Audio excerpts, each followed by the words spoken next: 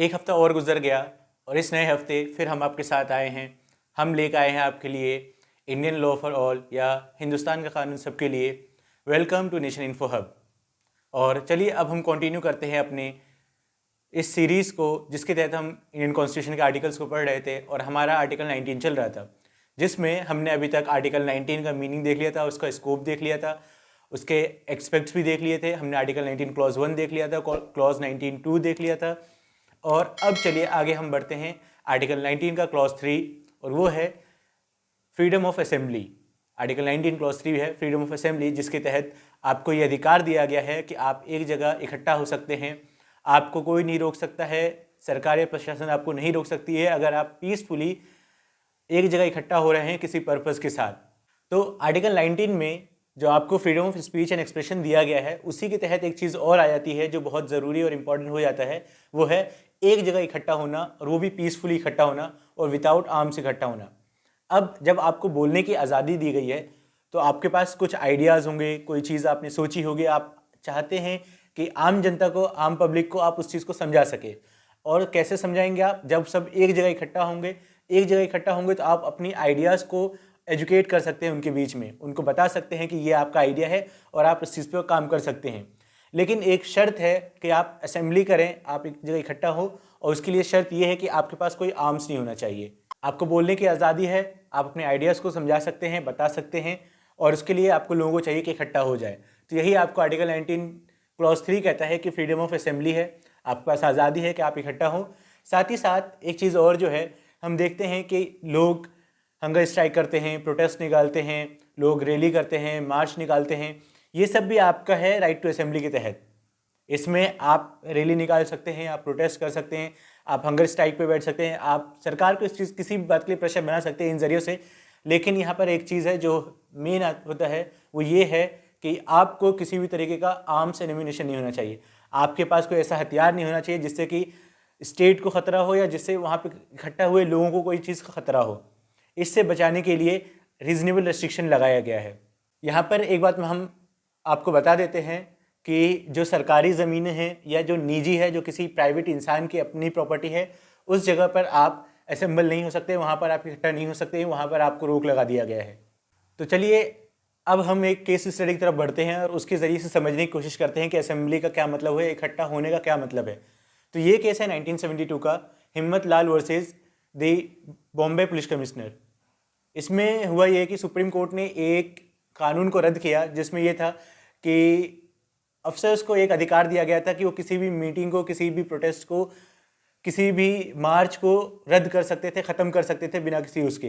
तो इस चीज़ पर सुप्रीम कोर्ट ने उनको मना किया और इस कानून को रद्द कर दिया। Himmat Lal versus the Bombay police commissioner में सुप्रीम कोर्ट ने एक बात को नोटिस किया और सबके सामने बोला, वो ये था कि जो स्टेट है और स्टेट की जो अथॉरिटीज़ है, जो काम करती है लोगों के लिए, आम जनता के लिए, उनके पास एक बहुत ज़रूरी चीज़ है कि वो कोई भी मीटिंग हो, कोई भी यात्रा हो, कोई भी प्रोसेशन हो, उस पर प्रोहिबिट नहीं कर सकती, उसको रोक नहीं सकती है, बल्कि उस चीज़ को आसानी करने के लिए, उनकी हेल्प करने के लिए कुछ चीज़ें मुहैया करा सकती हैं जिससे कि आसानी से वो मीटिंग हो सके, वो असेंबली एक जगह इकट्ठा हो सके और उस पर उनके आइडियाज़ को शेयर किया जा सके।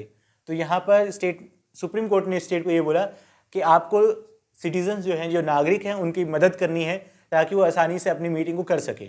अब हमने जैसे आपको बता दिया कि आर्टिकल 19 क्लॉज 3 जो है वो कहता है कि फ्रीडम ऑफ असेंबली है, लोगों को एक जगह इकट्ठा होने का अधिकार है, वो अपने आइडियाज़ को बता सकते हैं। लेकिन साथ ही साथ आर्टिकल 19 क्लॉज 3 में कुछ रीजनेबल रेस्ट्रिक्शंस है, कुछ ऐसे ग्राउंड्स हैं, कुछ ऐसी चीज़ें हैं जिसकी वजह से इन मीटिंग्स के ऊपर रोक लगा दी जाती है। उनमें सबसे पहले आता है कि ऐसा कोई वाकया या ऐसा कोई इंसिडेंट ना हो जिससे कि स्टेट को ख़तरा हो या सुरक्षा जो है, स्टेट की सुरक्षा है, उसके ऊपर कुछ आँच आए। तो उस चीज़ से बचने के लिए भी रीजनेबल रेस्ट्रिक्शन लगाया जा सकता है। रीजनेबल रेस्ट्रिक्शन में दूसरा पॉइंट जो है वो ये है कि पब्लिक ऑर्डर को मेंटेन करने के लिए भी आपके ऊपर रोकथाम लगाया जा सकता है।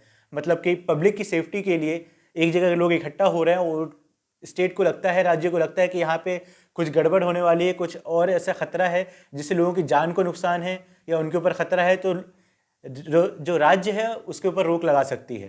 तो ये था रीजनेबल रेस्ट्रिक्शन आर्टिकल 19 क्लॉज 3 के तहत। अब चलिए हम आगे बढ़ते हैं और आगे समझने की कोशिश करते हैं।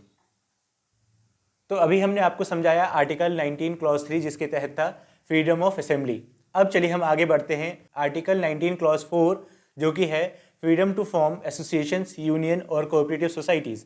इस चीज़ को हम समझने की कोशिश करते हैं कि इसमें आर्टिकल 19 क्लॉज 4 में क्या कहा गया है और ये किस हिसाब से काम करता है और इसके भी रीजनेबल ग्राउंड्स क्या हैं जिसके ऊपर इसको प्रोहिबिट किया जा सकता है। आर्टिकल 19 क्लॉज 4 कहता है कि जो सिटीजन्स हैं, जो नागरिक हैं, उनके पास एक अधिकार है कि वो आज़ाद हैं किसी भी तरीके का एसोसिएशन, यूनियन और कोऑपरेटिव सोसाइटीज़ बनाने के लिए।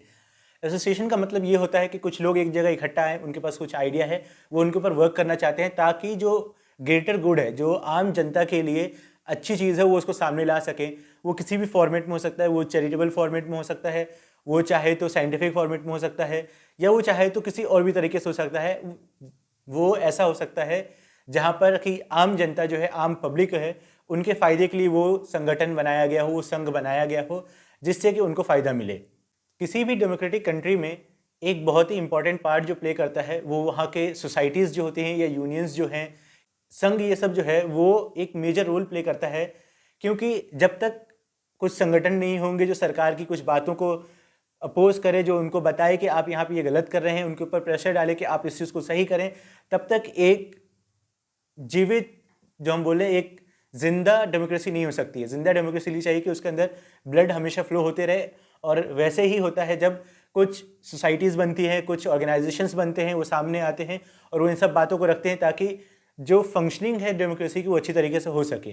Right to form association and unions के तहत जो चीज़ें आती हैं उसमें है आप कंपनीज बना सकते हैं, आप सोसाइटीज़ बना सकते हैं, आप कोई ऑर्गेनाइजेशन बना सकते हैं, आप कोई क्लब बना सकते हैं।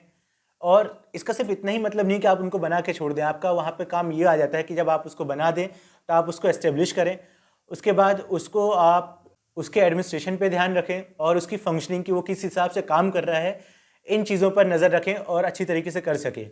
अब जब यूनियन वगैरह बन जाती है या कोई ट्रेड यूनियन बन गया, कोई पार्टनरशिप फर्म बन गया, तो वहाँ पे एक ज़रूरी चीज़ जो है वो ये है कि जो आम जनता है, जो पीपल हैं, जो कॉमन पीपल हैं, उनका ये है कि वो चाहे तो उस चीज़ का पार्ट बने और चाहे तो उस चीज़ का नहीं पार्ट बने। They can be a member of it और they can not be a member of it, क्योंकि उनके पास आज़ादी है, उनके पास फ्री विल है, वो अपने हिसाब से डिसाइड कर सकते हैं कि वो क्या करें और क्या नहीं करें। अब एक इम्पॉर्टेंट केस जो है जो इस चीज़ पे बताता है कि वॉलंटरीली आप किसी चीज़ को ज्वाइन कर सकते हैं या नहीं ज्वाइन कर सकते हैं, उसमें है दयामती वर्सेस यूनियन ऑफ इंडिया, और ये केस है 1971 का।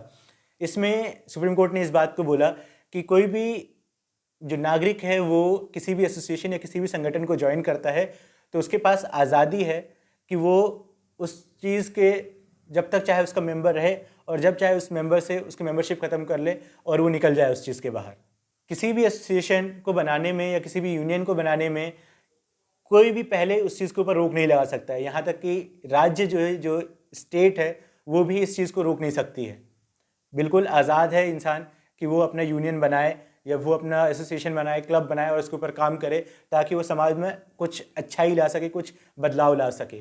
तो ये था आर्टिकल 19 क्लॉज 4, और इसी के तहत कुछ रीजनेबल रेस्ट्रिक्शंस है, जैसे कि हमने आपको आर्टिकल 19 क्लॉज 3 में बताया था कि कुछ चीज़ें हैं जिसके ऊपर से रोक लगाई जा सकती हैं। वही सेम चीज़ आर्टिकल 19 क्लॉज 4 में भी आ जाती है कि जहाँ पर राज्य के, जहाँ पर स्टेट के इंटरेस्ट को कुछ खतरा हो, कुछ नुकसान हो और उसकी सॉवरेनिटी और इंटीग्रिटी के ऊपर कुछ हमला किया जा रहा हो, तो वहाँ पर इसके ऊपर रेस्ट्रिक्शन लगाया जा सकता है। साथ ही साथ पब्लिक ऑर्डर और मोरालिटी को मेंटेन करने के लिए भी इस चीज़ के ऊपर रीजनेबल रेस्ट्रिक्शन लगाया जा सकता है कि अगर पब्लिक में आप कुछ बुराई फैला रहे हैं, कुछ गंदा काम कर रहे हैं जिसको ऐसा आपको जो नहीं करना चाहिए, तो आपके ऊपर स्टेट वहाँ पर रोक लगा सकती है।